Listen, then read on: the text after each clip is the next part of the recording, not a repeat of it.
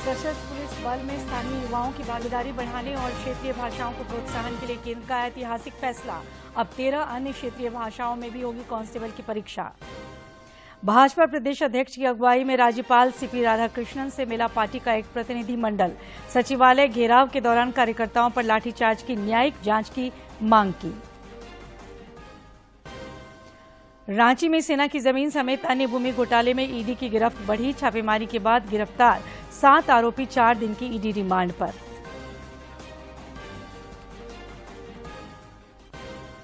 और राज्य में 1/3 जिलों में पारा 40 के पार, बाकी जिलों में भी 40 के आसपास पहुंचा पारा। मौसम विभाग ने की लोगों से सावधानी बरतने की अपील।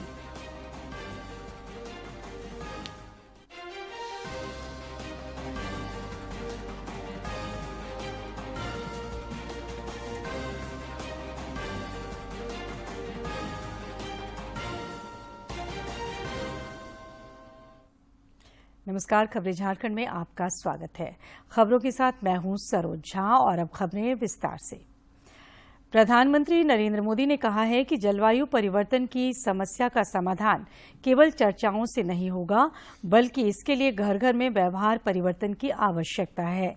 विश्व बैंक के एक आयोजन में अपने वीडियो संदेश में उन्होंने कहा कि अरबों लोगों के छोटे छोटे प्रयासों के परिणाम बड़े हो सकते हैं। श्री मोदी ने कहा कि जलवायु परिवर्तन से निपटने के लिए मिशन लाइफ के अंतर्गत प्रक्रियाओं को लोकतांत्रिक बनाया गया है। Not be fought from conference tables alone. It has to be fought from the dinner tables in every home. When an idea moves from discussion tables to dinner tables, it becomes a mass movement, making every family and every individual aware that their choices can help the planet, can provide scale and speed. Mission Life is about democratizing the battle against climate change. When people become conscious that simple acts in their daily lives are powerful, there will be a very positive impact on the environment. World Bank is organizing this event on impact of behavioral change on climate change. This is an issue close to my heart, and it is great to see it becoming a global movement. Friends, Chanakya, a great Indian philosopher, wrote this over 2000 years ago.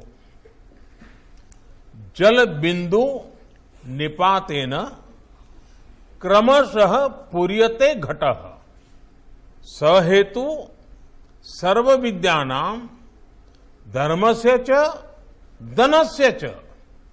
Small drops of water, when they come together, fill up a pot. Similarly, knowledge, good deeds or wealth add up gradually.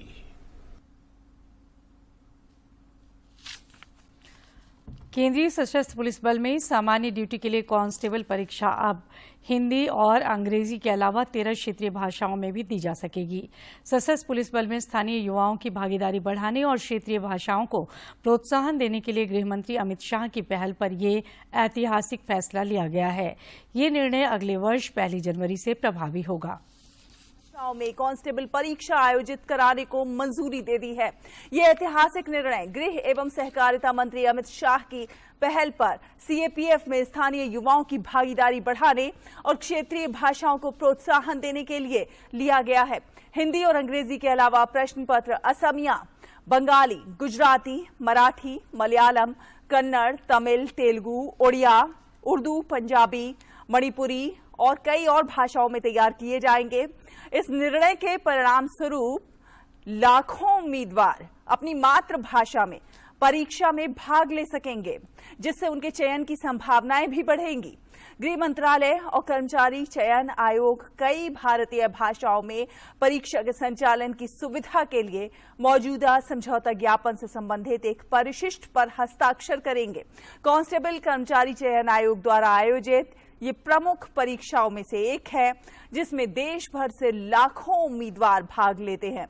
Hindi और अंग्रेजी के अतिरिक्त 13 क्षेत्रीय भाषाओं में परीक्षा का आयोजन 1 जनवरी 2024 से होगा।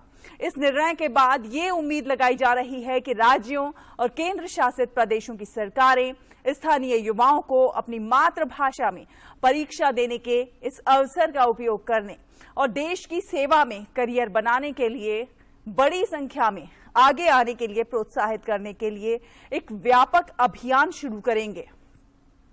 प्रधानमंत्री नरेंद्र मोदी के नेतृत्व और गृह एवं सहकारिता मंत्री अमित शाह के मार्गदर्शन में गृह मंत्रालय क्षेत्रीय भाषाओं के उपयोग और विकास के प्रोत्साहन के लिए कटिबद्ध है।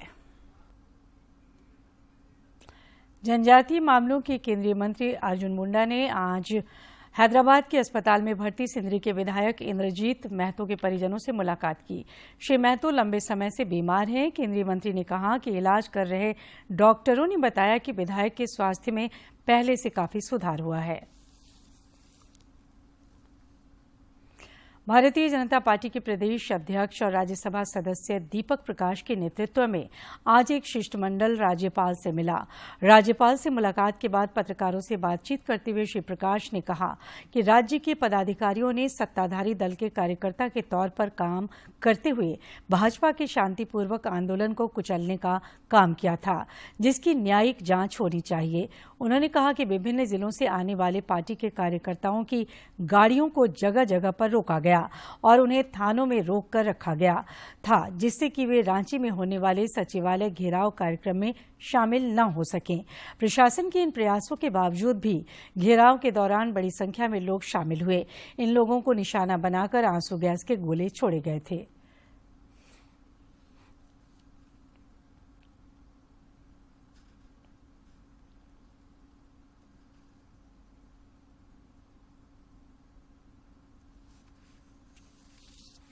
इसलिए हमारी मांग को तो सुनिए कि नहीं, इसलिए हमने मांग रखा कि जुडिशियल इंक्वायरी इस पर होना चाहिए। एक न्यायिक प्रक्रिया से एक जुडिशियल इंक्वायरी इस पर किया जाए और दूध का पानी होना चाहिए। गुमला के नगर भवन परिसर भवन में जिला कांग्रेस कमेटी की ओर से जय भारत सत्याग्रह सभा का आयोजन किया गया। कार्यक्रम को संबोधित करते हुए कांग्रेस के प्रदेश प्रभारी अविनाश पांडे ने कहा कि वर्तमान समय में देश के लोगों की आजादी भंग हो रही है। उन्होंने कहा कि ऐसे समय में एकजुट होकर काम करने की आवश्यकता है। वहीं कैबिनेट मंत्री रामेश्वर उरांव ने कहा कि वर्तमान सरकार गरीबों का शोषण कर रही है।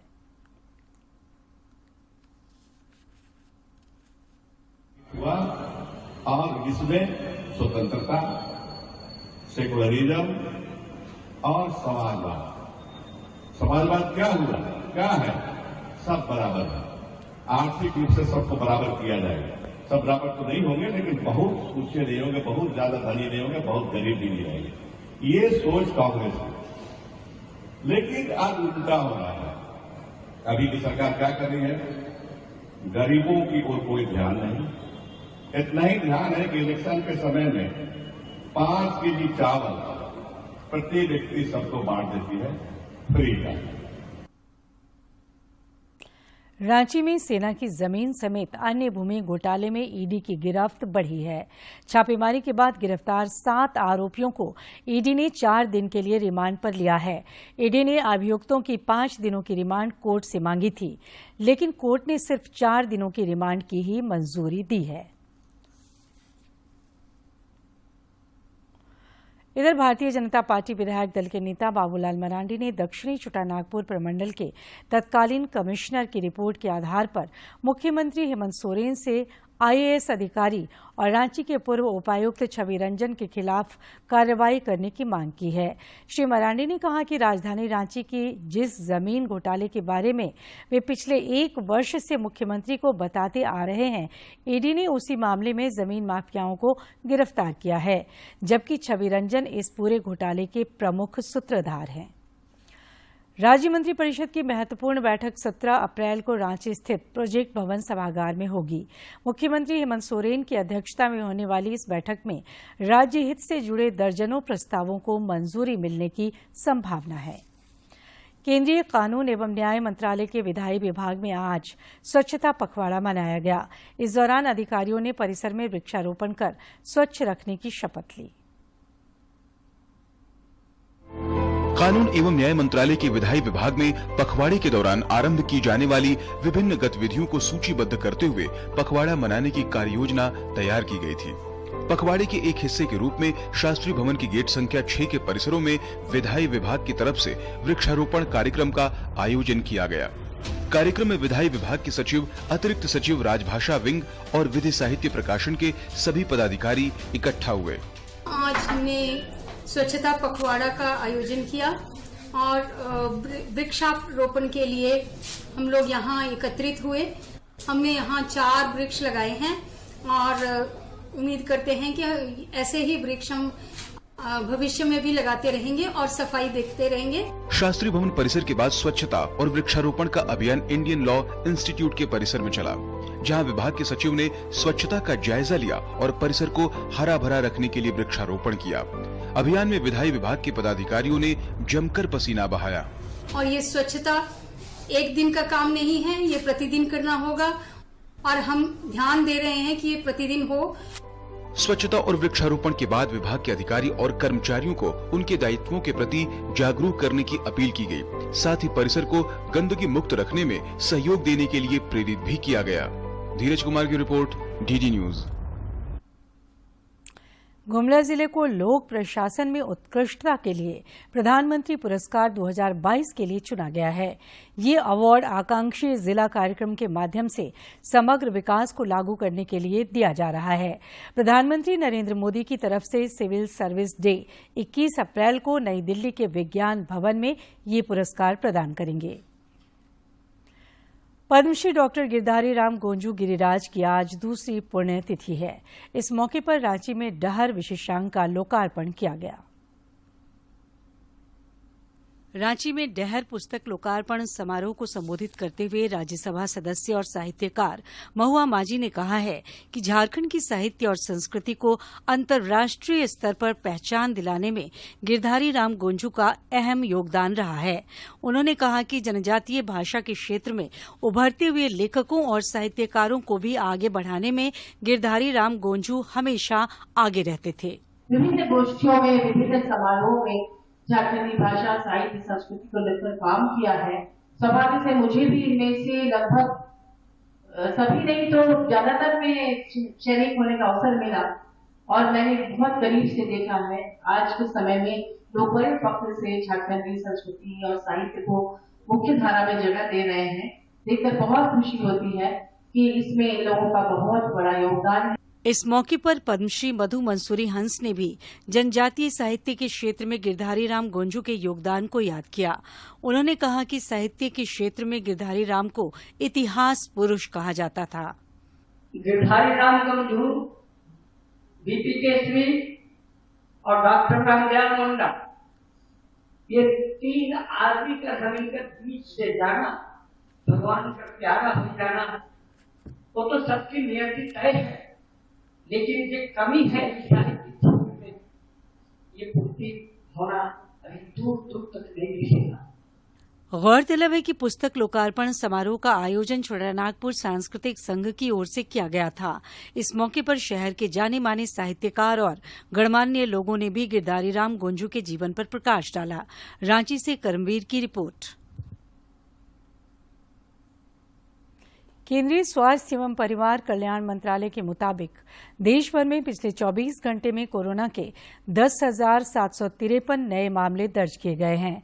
हालांकि इसी दौरान 6,628 मरीज उपचार कराकर स्वस्थ भी हुए हैं।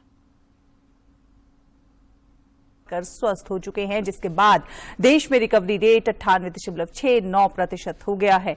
वहीं साप्ताहिक पॉजिटिविटी रेट वर्तमान में 4.49% है। इसके साथ ही दैनिक पॉजिटिविटी रेट 6.78% दर्ज किया गया है।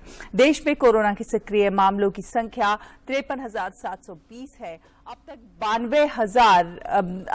92.38 करोड़ से अधिक कोविड टेस्ट किए जा चुके हैं, जबकि पिछले 24 घंटों में 1,58,625 कोविड टेस्ट किए गए हैं। इधर झारखंड में भी कोरोना का प्रसार तेजी से हो रहा है। पिछले 24 घंटे में राज्य में कोविड के 26 नए मामले सामने आए हैं। इसके साथ ही राज्य में कोरोना के मामले 150 के पार पहुंच गए हैं। पिछले 24 घंटे में राजधानी रांची में कोविड के सर्वाधिक 13 मरीज मिले हैं। देश में टीकाकरण का आंकड़ा भी तेजी से बढ़ रहा है। कोविड महामारी के खिलाफ सबसे प्रभावी हथियार के रूप में शुरू किए गए इस टीकाकरण अभियान के तहत देश में अब तक 220.66 करोड़ से अधिक टीकों की खुराक दी जा चुकी है।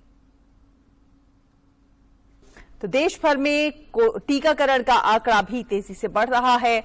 कोविड महामारी के खिलाफ सबसे प्रभावी हथियार के रूप में शुरू किए गए इस टीकाकरण अभियान के तहत देश में अब तक 220.66 करोड़ से अधिक टीकों की खुराक दी जा चुकी है, जिनमें 95.21 करोड़ दूसरी खुराक और 22.87 करोड़ एहतियाती खुराक दी जा चुकी है। पिछले 24 घंटों में 397 से अधिक कोविड टीके लगाए गए हैं। सिमडेगा में सदर थाना क्षेत्र के टाभाडीह में पालमाड़ा नदी पर बने पुल के पास कार के दुर्घटनाग्रस्त होने से उसमें सवार 2 लोगों की मौत हो गई, जबकि अन्य 3 लोग गंभीर रूप से घायल हो गए हैं। घायलों को बेहतर इलाज के लिए रिम्स रेफर किया गया है।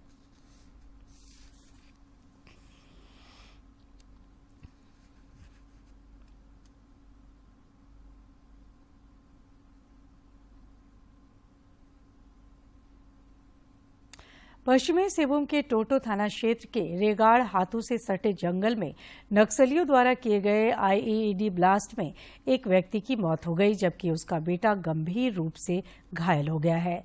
गौरतलब है कि कोल्हान के जंगल में नक्सलियों ने सुरक्षा बलों को नुकसान पहुंचाने के लिए जगह जगह आईईडी प्रेशर बम और बूबी ट्रैप बिछा रखे हैं। इनकी चपेट में आकर अब तक 12 से अधिक ग्रामीणों की मौत हो चुकी है। आईईडी ब्लास्ट में कई पशु भी मारे गए हैं।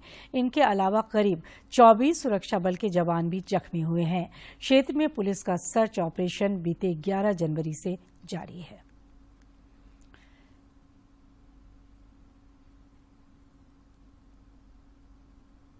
एचईसी में वेतन भुगतान की मांग को लेकर अभियंताओं का आंदोलन अभी कुछ दिन पहले ही शांत हुआ था कि अब ठेका श्रमिकों ने आंदोलन का रुख अख्तियार कर लिया है। एचईसी में लगभग 1650 ठेका श्रमिक फिलहाल कार्यरत हैं, जिन्हें पिछले 14 महीनों से वेतन का भुगतान प्रबंधन की ओर से नहीं किया गया। वेतन नहीं मिलने से ठेका श्रमिक भी अब आंदोलन के रास्ते पर चल पड़े हैं। के लिए पैसा नहीं है, तेल पेट्रोल भरने के लिए पैसा नहीं है, और ये प्रबंधक कान में तेल लगा के सोया हुआ है। कोई बच्चा खाएगा भी न मर रहा है, कोई तड़प रहा है, कोई स्कूल में नहीं ले रहा है, तो क्या खाएंगे? क्या करेंगे? दुख मरे हम लोग घर में। ये चीज क्या कर रहे हैं हम लोग के चलते।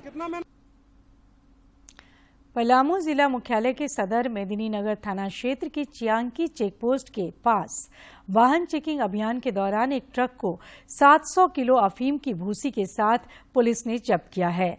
साथ ही ट्रक मालिक और चालक को भी गिरफ्तार किया है। और अब कुछ खबर राज्य के विभिन्न जिलों से।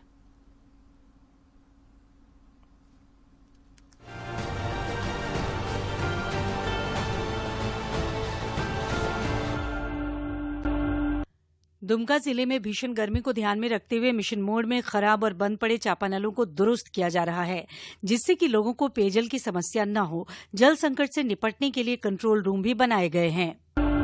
झारखंड उच्च न्यायालय के न्यायाधीश श्री एस.एन. पाठक व एस.के. द्विवेदी ने की सपरिवार बाबा वैद्यनाथ की पूजा अर्चना।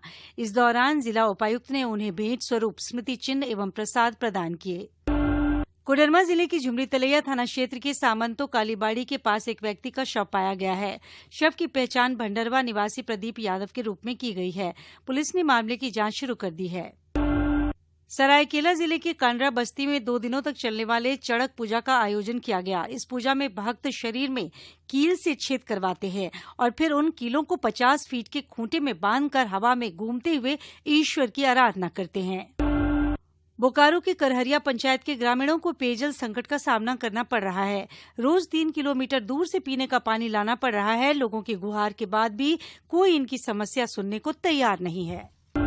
पलामू जिला मुख्यालय के सदर मेदिनीनगर थाना क्षेत्र के चियांकी चेकपोस्ट के पास वाहन चेकिंग अभियान के दौरान एक ट्रक को 700 किलो अफीम की भूसी के साथ पुलिस ने जब्त किया है। साथ ही ट्रक मालिक और चालक को भी गिरफ्तार किया गया है। गोड्डा जिले के पुड़ैया हाट थाना क्षेत्र में पुलिस ने नकली शराब का कारोबार करने के आरोप में 2 सगे भाइयों को गिरफ्तार किया है। इन दोनों के पास से ब्रांडेड शराब कंपनियों के बोतल और रैपर भी पुलिस ने बरामद किए हैं। चाईबासा की पुलिस ने 2 बाइक चोरों को गिरफ्तार किया है। उनकी निशानदेही पर चोरी की मोटरसाइकिल और बेची गई मोटरसाइकिल की राशि भी पुलिस ने बरामद की है। पूर्वी सिंहभूम जिले के घाटशिला थाना क्षेत्र के लेदा गांव में एक बेटे ने सौतेली मां की चापड़ से मारकर हत्या कर दी। बाद में खुद भी फांसी लगा ली। एक ही परिवार में 2 लोगों की मौत से पूरे गांव का माहौल गमगीन हो गया है। लातेहार के चदमा थाना में एक 10 वर्षीय बच्ची का शव बरामद हुआ है। बच्ची के साथ दुष्कर्म के बाद हत्या की आशंका जताई जा रही है। पुलिस मामले की जांच कर रही है। 16 से 25 अप्रैल 2023 तक महाराष्ट्र के पंचघानी में आयोजित होने वाले अंतर्राष्ट्रीय किकबॉक्सिंग प्रशिक्षण शिविर में हिस्सा लेने के लिए झारखंड की टीम रवाना हो गई है। इस कैंप में इटली, सर्बिया, रूस के बेस्ट प्रशिक्षक ट्रेनिंग देंगे।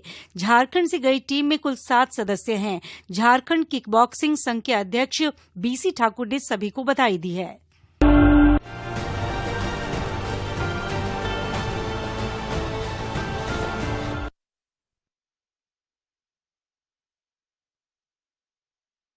जिम्मेदारी मांग को लेकर अपराधियों के द्वारा पिछले दिनों रंजीत महता की गाड़ी के ऊपर फायरिंग मामले में पुलिस ने 3 अभियुक्तों को गिरफ्तार किया है। उनके पास से हथियार भी बरामद किए गए हैं। खजूर से बनी चटाई और सखुआ के पत्तों से बने दोना पत्तल हमारी परंपरा का हिस्सा रहे हैं। खाली वक्त में इनके निर्माण के जरिए ग्रामीण, खासकर जनजातीय परिवार की महिलाओं की अच्छी खासी आमदनी भी हो जाती है। देखिए ये रिपोर्ट।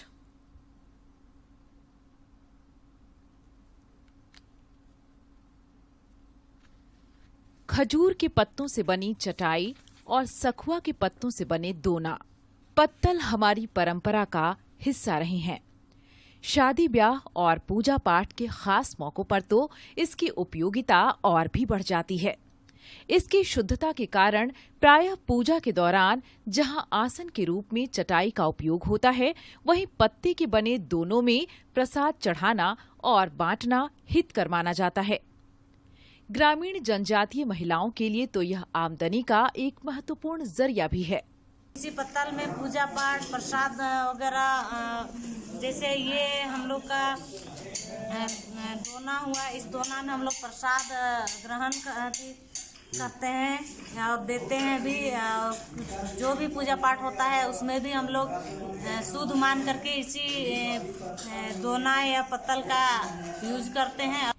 ये ग्रामीण महिलाएं इसलिए भी इस रोजगार से जुड़ी हुई हैं ताकि यह परंपरा बची रहे। ये महिलाएं इस धरोहर को अगली पीढ़ी को सौंपने में विश्वास रखती हैं।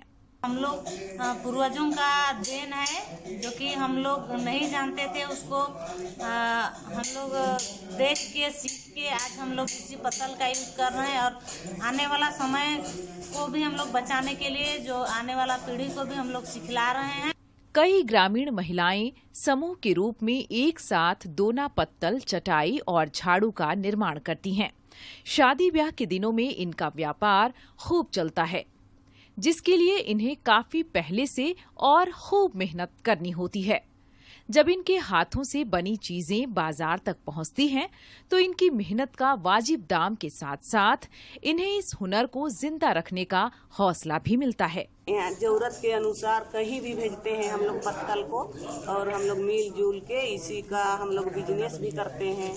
300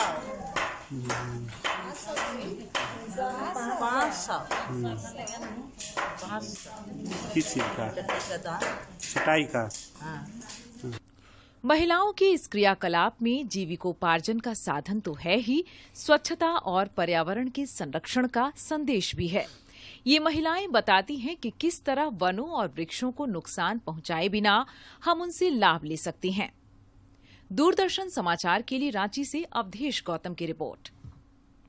और अब मौसम। राज्य के 1/3 लगभग 8 से 9 जिलों में तापमान 40 से अधिक पहुंच गया है। वहीं शेष जिलों में भी तापमान 40 डिग्री के आसपास दर्ज किया गया है। मौसम केंद्र रांची के वैज्ञानिक अभिषेक आनंद ने बताया कि उच्च तापमान के कारण लोगों को गर्मी में असहजता महसूस हो रही है। उन्होंने बताया कि अगले कुछ दिनों तक तापमान में बढ़ोतरी देखी जाएगी। लगभग 8 से 9 जिले जहाँ पे आपको 40 ऊपर पारा चला गया है, और जो बाकी जिले हैं वहाँ पे अप्रोचिंग 40 के अप्रॉक्स में पारा है। तो थोड़ा सा जो गर्मी बढ़ी हुई है तो उससे डिस्कम्फर्ट भी हो रहा है, और ये डिस्कम्फर्ट पूरे झारखंड में देखने को मिल रहा है, बट ज़्यादा आपको संथाली इलाके में ज़्यादा देखने को मिल रहा है क्योंकि। और अब एक नजर डालते हैं प्रमुख शहरों के आज के तापमान पर। राजधानी रांची का अधिकतम तापमान 37.4 और न्यूनतम तापमान 25.6 डिग्री सेल्सियस रिकॉर्ड किया गया। जमशेदपुर का अधिकतम तापमान 41.3 और न्यूनतम तापमान 25.6 तथा डाल्टनगंज का अधिकतम तापमान 41.6 और न्यूनतम तापमान 23.9 डिग्री सेल्सियस रिकॉर्ड किया गया। सिमडेगा जिले में पाकरटाड़ प्रखंड के पाकरटाड़, कैरबेड़ा, केशलपुर, आसनबेदा, सिकरियाटाड़ पंचायत और क्रुस्केला पंचायत के खिलाड़ियों के लिए आज चयन ट्रायल प्रतियोगिता का आयोजन किया गया। स्थानीय पाकरटाड़ बाजार स्थित खेल मैदान में आयोजित इस चयन ट्रायल प्रतियोगिता में सिमडेगा सहित आसपास के जिलों के विभिन्न पंचायतों की हॉकी टीमों ने हिस्सा लिया और अपने हुनर का प्रदर्शन किया। इस प्रतियोगिता में चयनित टीमों को जिला स्तरीय सब जूनियर चैंपियनशिप में भाग लेने का अवसर मिलेगा। प्रधानमंत्री ने देशवासियों से दूरदर्शन के नेशनल चैनल पर धरोहर भारत की कार्यक्रम देखने की अपील की है। ये कार्यक्रम डीडी नेशनल चैनल पर पहली बार कल प्रसारित हुआ और आज रात 8 बजे फिर प्रसारित होगा। प्रधानमंत्री ने कहा है कि ये वृत्तचित्र भारत की समृद्ध सांस्कृतिक विरासत और आजादी के लिए अपना सर्वस्व बलिदान करने वाले स्वतंत्रता सेनानियों को श्रद्धांजलि है।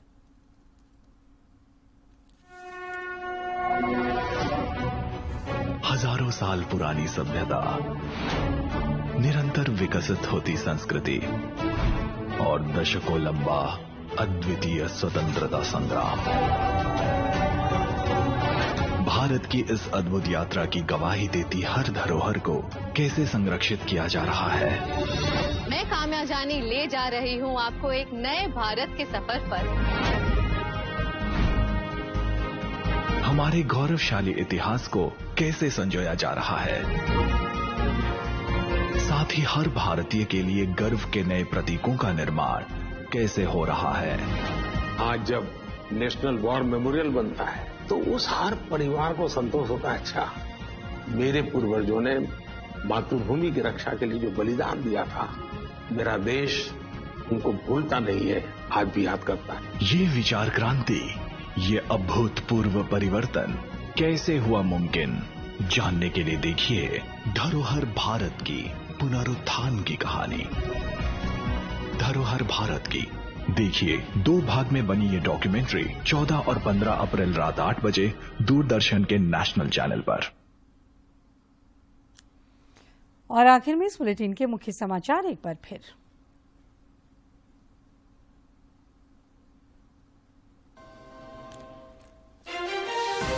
सशस्त्र पुलिस बल में स्थानीय युवाओं की भागीदारी बढ़ाने और क्षेत्रीय भाषाओं को प्रोत्साहन देने के लिए केंद्र का ऐतिहासिक फैसला। अब 13 अन्य क्षेत्रीय भाषाओं में भी होगी कांस्टेबल की परीक्षा। भाजपा प्रदेश अध्यक्ष की अगुवाई में राज्यपाल सीपी राधाकृष्णन से मिला पार्टी का एक प्रतिनिधिमंडल। सचिवालय घेराव के दौरान कार्यकर्ताओं पर लाठीचार्ज की न्यायिक जांच की मांग।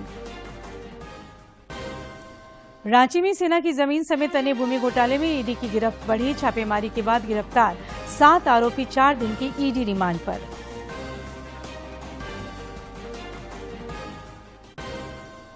और राज्य में 1/3 जिलों में पारा 40 के पार, बाकी जिलों में भी 40 के आसपास पहुंचा पारा।